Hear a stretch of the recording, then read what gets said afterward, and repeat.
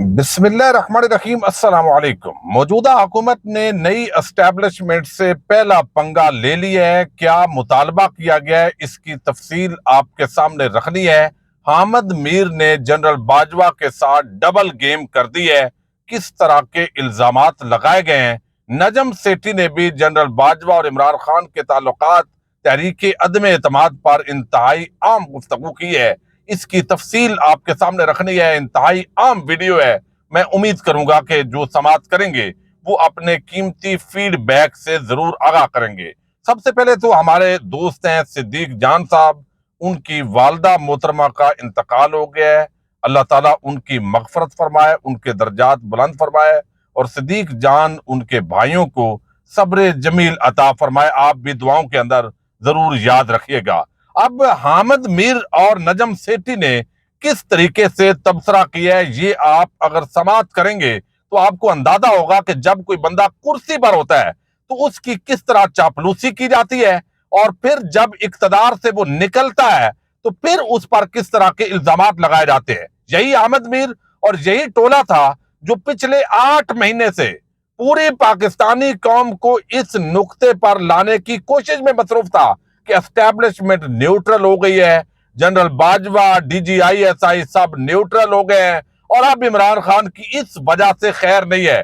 لیکن اب وہ کس طرح کے الزامات لگا رہے ہیں، یہ ساری چیزیں میں نے آپ کے سامنے ذرا رکھنی ہے۔ اب آپ سنیے گا ذرا۔ جنرل قمر جاوید باجوہ کو آخر تک یقین رہا کہ تحریک عدم اعتماد نہیں آئے گی۔ اب یہ جو بات کر رہے ہیں یہ بڑی عجیب بات ہے۔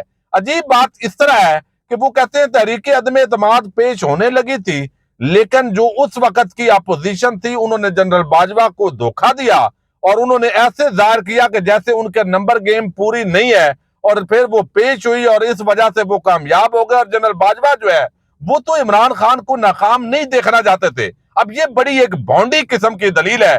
جب بھی کوئی موضوع اس ملک کے اندر ڈسکس ہوتا ہے تو اس وقت ہمارے حامد میر صاحب پیچھے رہ جائیں اور وہ یہ بیان نہ کریں کہ مجھے تو اس کا سارا پتہ ہے، تو یہ اچھا نہیں ہوگا۔ اب یہاں پر وہ کہتے ہیں کہ جنرل باجوہ کو تحریک عدم اعتماد کے بارے میں گمراہ کیا گیا تھا۔ جنرل باجوہ جن چینل کے ذریعے پی ڈی ایم کے ساتھ بات چیت کر رہے تھے، اس چینل کو پی ڈی ایم والے غلط بتا رہے تھے کہ تحریک عدم اعتماد نہیں لا رہے کیونکہ ہمارے پاس بندے ہی پورے نہیں ہیں۔ اس وقت کی اپوزیشن اور موجودہ حکومتی اتحاد میں شامل سیاستدان جان بوجھ کر جنرل باجوہ کو گمراہ کر رہے تھے۔ اسی وجہ سے باجوہ صاحب آخر تک ایک غلط فہمی میں رہے۔ یہ کہنا ہے، وہ کہتے ہیں کہ آصف زرداری، فضل الرحمان، انہوں نے پریس کانفرنس کی، پھر جو ہے وہ ان سے ملاقات ہوئی جنرل باجوہ کی، انہوں نے کہا کہ آپ عدم اعتماد نہ لائے، تو انہوں نے اس کی بھی نہیں مانی، اور انہوں نے کہا جی ہم عدم اعتماد آپ پیش کریں گے لیکن ہمارے پاس نمبر نہیں ہے۔ اب چونکہ باجوہ صاحب یہ بات نہیں کر سکتے تھے کہ ہمارا سیاست سے چونکہ کوئی تعلق نہیں ہے، یہ کور کمانڈرز کانفرنس کے اندر اس حوالے سے فیصلہ ہو چکا تھا، لیکن خفیہ ایجنسیوں کو تحریک عدم اعتماد ناکام بنانے کے لیے وہ کہہ نہیں سکتے تھے، اور فوج سے باہر اپنے رکھے ہوئے لوگوں کے ذریعے ایم کیو ایم سے بھی رابطہ کیا گیا، باپ پارٹی سے بھی رابطہ کیا گیا، بلوچستان عوامی پارٹی سے بھی رابطہ کیا، اور کاف لیگ سے بھی رابطہ کیا۔ باقی جماعتوں نے باجوہ صاحب کی بات نہیں مانی۔ اندازہ کر لے، یعنی اتنی جرت والی لیڈرشپ ہے باقی جماعتوں کی، انہوں نے بات نہیں مانی، اور کاف لیگ 2 حصوں کے اندر ظاہر ہے تقسیم ہو گئی۔ پرویز الہی جو ہے انہوں نے مانی، اور پھر وہ کہتے ہیں کہ جنرل باجوہ نے شہباز شریف اور آصف زرداری کو علیحدگی کے اندر کہا کہ آپ نے نہیں کرنا، اور انہوں نے پھر بھی کر دیا۔ اب یہ بات جو ہے وہ میر صاحب کی بالکل عقل، منطق اور فہم اور حقائق سے بالکل جو ہے وہ دور نظر آتی ہے۔ نواز شریف، مریم نواز، شہباز شریف اور یہ سارے لوگ جن پر اربوں روپے کے کرپشن کیسز ہیں، منی لانڈرنگ کے اندر وہ جو ہے وہ سر تک دھنسے ہوئے ہیں، ان کی کیا مجال کہ وہ جنرل باجوہ کے سامنے نو کریں۔ تو حامد میر جنرل باجوہ کو عمران خان کا ساتھی بنانے کی آخر تک کوشش کر رہے ہیں، حالانکہ تحریک عدم اعتماد جس طریقے سے آئی ہے اس حوالے سے چند چیزیں جو ہے وہ نجم سیٹھی نے بھی بیان کی ہیں، جس کی وجہ سے جو ہے وہ آپ پوری معاملہ جو ہے وہ آپ کے سامنے رکھنا ہے۔ اب یہاں پر اسی طریقے سے ذرا آپ سنیے گا، یہ کہتے ہیں نجم سیٹھی، اب یہ سارے لوگ جو ہے چونکہ مونس الہی نے یہ جو اقرار کیا ہے کہ ہمیں جنرل باجوہ صاحب نے کہا کہ ادھر جائیں، اس پر نجم سیٹھی صاحب کیسے پیچھے رہے؟ اب یہ ایک مقابلہ ہے آپس کے اندر پورے طبقہ ملامتیہ کا، حالانکہ پوری پاکستانی قوم اس حوالے سے کلیئر ہے۔ یقین مانیں کوئی سکرین پر آ کر بات کرے نہ کرے، لیکن ہر بندہ جس کو تھوڑا سا بھی سیاسی سمجھ بوجھ ہے وہ جانتا ہے کہ تحریک عدم اعتماد کے پیچھے کون تھا، کیسے آئی تھی۔ اب یہاں پر نجم سیٹھی صاحب کہتے ہیں کہ عمران خان پہلے دن سے حکومت کر رہے ہیں، وہ کہہ رہے ہیں کہ مجھے فیس 7 دے تاکہ میں پارلیمنٹ میں آ کر الیکشن کے حوالے سے بات چیت کروں۔ میرا خیال ہے اسمبلیوں سے استعفیٰ دینے کا اعلان بھی ان کا یہی کوشش ہے، حکومت ان کے ساتھ بات چیت کرے۔ میں سمجھتا ہوں کہ جلد یا بدیر حکومت اور عمران خان کے مابین الیکشن سے متعلق بات چیت ضرور ہوگی اور عدالتیں اس میں اہم کردار ادا کریں گی، یہ کہنا ہے وہ پوری بات جو ہے انہوں نے کی ہے۔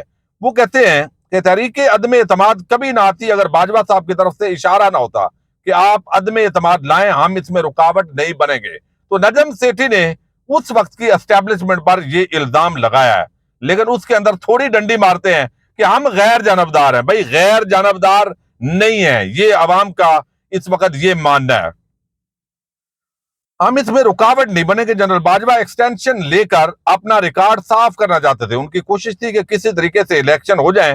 عمران خان بھی جاتے جاتے آخری کوشش کی کہ اسمبلی تحلیل کر دیں، لیکن پی ڈی ایم ڈٹ گئی کہ انہیں اس کو اب نکالنا ہے اور خود آنا ہے، ایکسٹینشن نہیں دینی، خود الیکشن کا اعلان کرنا ہے۔ جنرل باجوہ کو بچانے اور عمران خان کو خوش کرنے کے لیے آخری وقت تک کوشش ہوتی رہی کہ سیر شمشاد یا اظہر عباس کو چیف بنا دیا جائے۔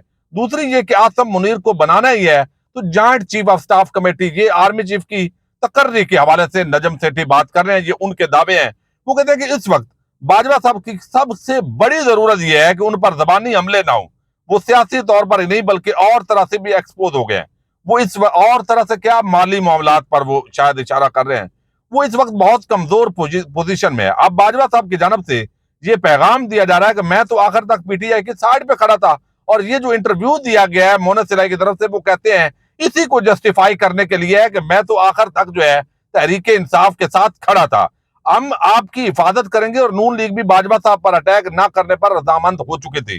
باجوہ صاحب کو اس وقت سب سے زیادہ خطرہ، یعنی نون لیگ سے کوئی خطرہ نہیں ہے، لیکن خطرہ ہے پی ٹی آئی سے، کہ ان کو پی ڈی ایم یا نون لیگ سے کوئی خطرہ نہیں ہے۔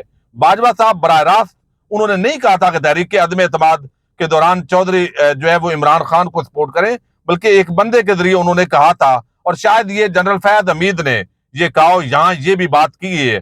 لیکن دوسری طرف جو ہے وہ انہوں نے کہا کہ جیسے ہی جنرل فیض گئے ہیں طالبان پرانی پوزیشن میں آ گئے ہیں، لیکن اب افغانستان کے ساتھ کیا معاملات ہوتے ہیں وہ دیکھتے ہیں۔ لیکن ایک بڑی عام بات کی ہے جنرل جو ہے وہ یہاں پر جس طریقے کے ساتھ جو ہے وہ انہوں نے کہا نجم سیٹھی نے کہ Bajwa P T I supporters کے خوف سے سڑک پر بھی نہیں نکل سکتے، اگر وہ بیرون ملک جاتے ہیں وہاں بھی گو باجوہ گو کے نعرے لگیں گے۔ پی ٹی آئی والوں نے نواز شریف مریم کو بھی آج تک معاف نہیں کیا، تو یہ تو باجوہ صاحب ہیں، یہ انہوں نے میسج دیا ہے اس پورے معاملے کے اندر۔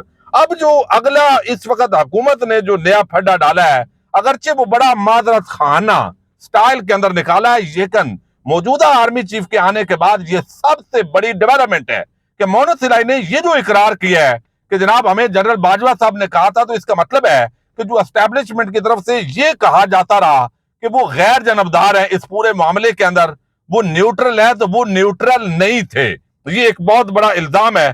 اس پر اب جو ہے وہ رانا ثناء اللہ نے آج کہا ہے، اور ظاہر ہے مریم نواز اور نواز شریف کی منظوری کے بغیر اتنی بڑی بات رانا ثناء اللہ نہیں کر سکتے، لیکن یہاں پر رانا ثناء اللہ نے کہا ہے کہ مونس الہی کے بیانات سے ایک مرتبہ پھر شکوک و شبہات پیدا ہوئے ہیں۔ ادارے نے کہا ہے کہ وہ سیاسی معاملات میں مداخلت نہیں کرے گا، ادارہ مونس الہی کے بیان پر وضاحت کرے۔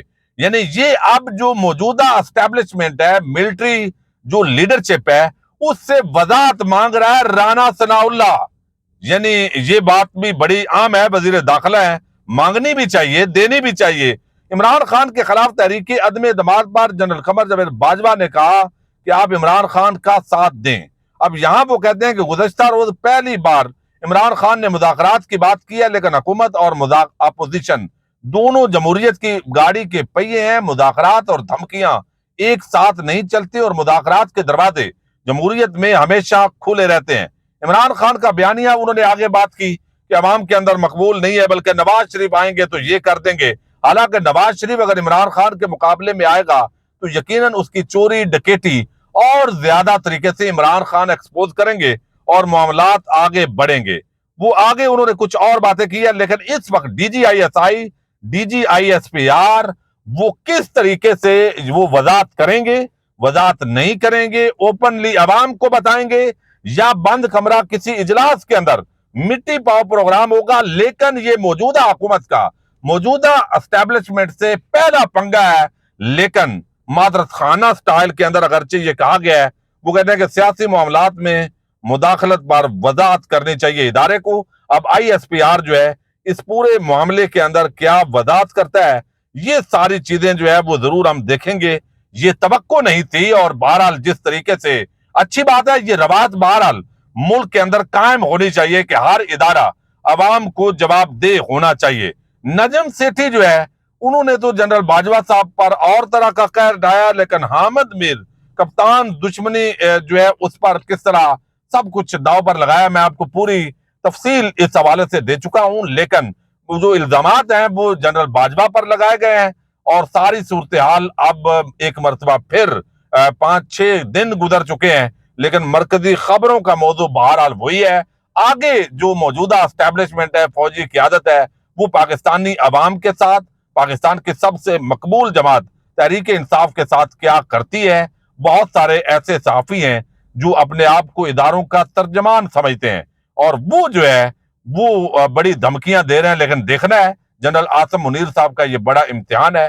اللہ کرے کہ وہ کامیاب ہوں، عوام اور فوج کے درمیان جو خلیج ہے وہ کمی واقع ہو، سیاسی جو جنگ ہے وہ سیاسی پارٹیاں اور سیاستدان آپس میں لڑیں. اللہ تعالیٰ اس ملک کا حامی و ناصر ہو. پاکستان زندہ باد، پاک فوج پائندہ باد.